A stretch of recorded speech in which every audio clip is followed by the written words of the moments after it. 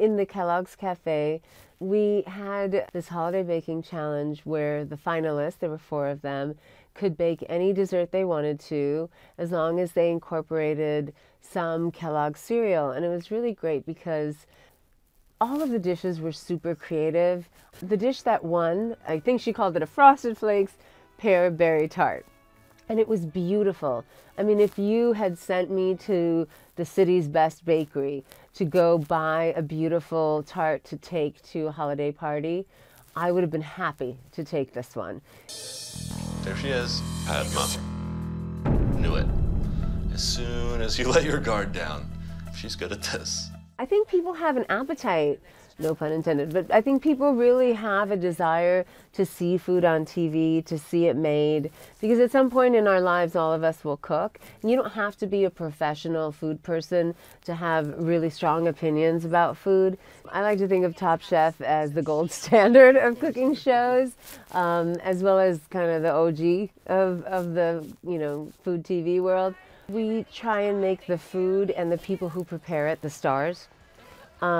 And even though we are obviously critical, we're critically thinking about the food, I know for a fact that all of us on the show want to be constructive with that criticism. So it does me no good to tell you that your dish doesn't taste good. So we try and be instructive with our criticism, and we've seen that that works great. I don't regret writing the op-ed for the Times at all. I wanted to get the op-ed to them, in time to maybe make some kind of mark or influence with the Kavanaugh hearings. Now, of course, we know how it turned out. I mean, it was hard after the fact, as you would expect. Ripping off a 32-year-old Band-Aid is very painful. And I don't think I factored that in. And I stand by my decision to do it.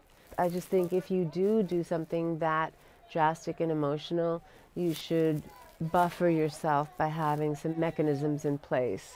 Like I had a speaking engagement 3 days after, and that was planned, weeks and weeks in advance, and I probably wouldn't have planned anything a few days after just to lay low.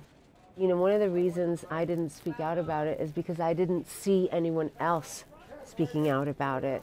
And I wanted to change that. The response that I've gotten from that op-ed piece has been overwhelmingly supportive, very positive. I've had fathers write to me and say thank you. I've had, women come up to me and say that things have happened like that to them. And in one case, a woman said that the guy who actually perpetrated it wrote her a note and sent her a link to my piece, saying, I'm sorry, I want to apologize to you, even though it's all these years later.